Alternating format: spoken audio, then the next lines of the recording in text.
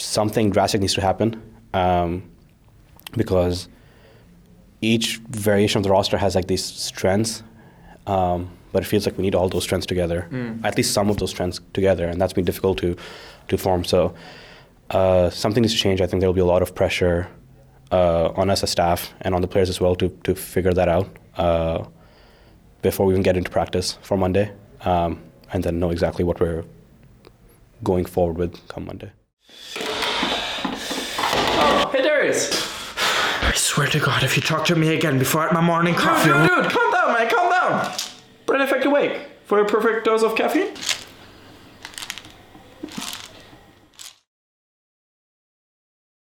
Hello everyone, this is Darius from the Shotcaller, joined here by Moos after an unfortunate loss from Misfits once again in 0-2 week. Of course, not a satisfying result whatsoever against Vitality. Yeah, we had higher expectations for this week, going especially the Vitality match.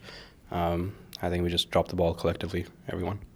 So fans are now looking at Misfits as a team that, again, can't seem to be able to get the right start to the split, to get the points needed for the eventual playoffs race. Lots of substitutions coming in and out overall. What have been some of the key issues for the team so far, though? I think one of the issues, probably the primary issue, has been consistency in performance and playstyle. So with different members coming in and out, obviously Leader plays differently than Febiven, and Thomas plays differently from Maxlore, and they each have their pros and cons for early game and mid game. And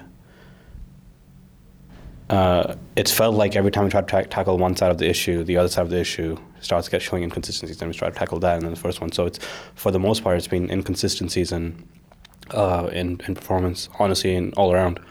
I think almost regardless of like the roster variation that we had.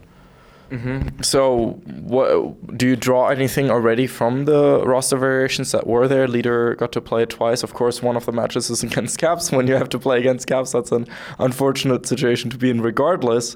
But will there be any conclusions drawn from who will be starting jungler, starting mid laner, even potentially other roles being affected by substitutions? I mean, we went 0-2 and we're 2-6, so for sure something needs to change, and we need to find some way of finding consistency, at least in some part of our game or our playstyle. So I'm confident there'll be more changes to try to find what works for us. With that said, though,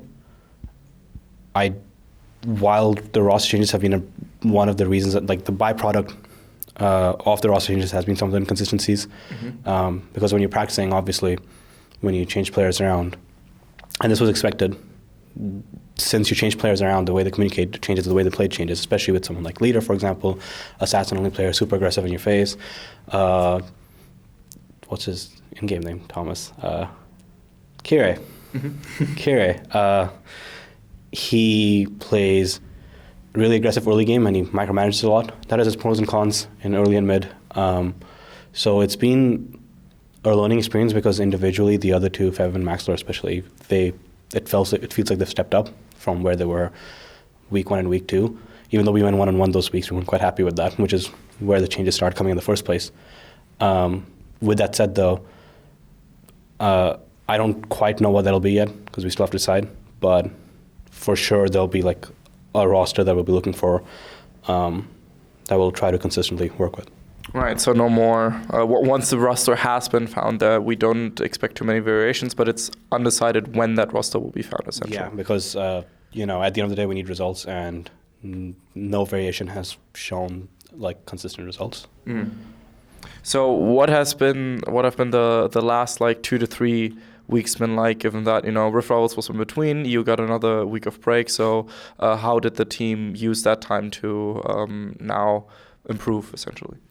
It allowed us to experiment more with different play styles, and like for the first roster change we made in practice after the split started, because we did some stuff before the split, but after the split started was for week 2, which is when we brought in, I think Kyria was week 2, I believe. Yep. And immediately we noticed that because he communicates so much and he's so aggressive, but he also micromanages everything that everyone does, it was a drastically different team style, almost a completely different team. And then with Leader, the same thing happened. It was a completely different team. Our play style had to change. The way we approach the game and look at the game and even discuss the game in review has to change to try to compensate for the plays he wants to make or the type of player that he is. And so the bootcamp period, the Rift Rivals mini bootcamp, was mostly going further into those roster variations and seeing exactly where the differences are and like the nuances of the differences, I guess, between how Leader communicates and then what his champion pool should be and then how we want to draft around that. Kire, how he communicates early game, what needs to change from mid game so that it works better for us, etc. And actually, results-wise, we were looking pretty good during that period. But this week of practice didn't go well, and I think that showed on stage as well. Okay, so yeah, I mean it's a very difficult situation because if I recall correctly now, like it's a 4-game losing spree as well. So because first 1-1 and then 0-2. So now it's gotten to a point where you're still trying to find the right team chemistry and the right team formation, but the points need to show up somehow. So what is your immediate gut reaction for next week in particular when it's already like, hey, we already need to get some points on the board? So at this point, I believe to guarantee playoffs, you need 10 wins, and we have 10 matches left, if I'm counting correctly. 2 and 6, 18, 10 matches left. So we need 8 out of those 10, which is a drastic ask. Outside of anything under that is not guaranteed, then there's tiebreaker scenarios. No. So regardless of whether we end up in tiebreaker scenarios or whether we get those 10 wins, we still need quite a few more wins on the board. Vitality match was important because they were tied in standings with us. So something drastic needs to happen because each variation of the roster has like these strengths, but it feels like we need all those strengths together, at least some of those strengths together, and that's been difficult to form. So something needs to change. I think there will be a lot of pressure on us as staff and on the players as well to figure that out before we even get into practice for Monday, and then know exactly what we're going forward with come Monday. Okay, good to know. Anything you would like to say to the Misfits fans? Yeah, I know performances have like not at all been what's expected, and I'm sorry about that, but have trust that we are trying really, really hard, all of us, players and staff, everyone included, to figure out what the best way forward is. We see all your messages on social media, on Reddit, etc. There's, obviously a lot more information than like we know based on scrims, but we will keep trying till the end. Playoffs is still the goal of the split, and up till we're completely up till we don't have a chance of making playoffs, we'll keep fighting for it. Okay, fair. Well, how about the hashtag being Misfits Comeback, if I might suggest one? Yeah, I'm going with the hashtag Misfits Comeback. Okay, let's go with that one. Thank you for the people that watched until the end, and thank you, Moose, for your time. Of course, make sure to follow me on Twitter. This was Darius from the Shotcaller, and I'll see you guys then. Bye-bye. We'd especially like to thank Krzysztof Bujnowicz, Thomas Göttel, Etienne, Erich Althaus, Lukas Legal, Lazy Raven, Lama Vyuta, and Adam Novosviat for your very special support, and of course also all the people whose names you see scrolling past you. Without you guys, we would have closed down probably a while ago.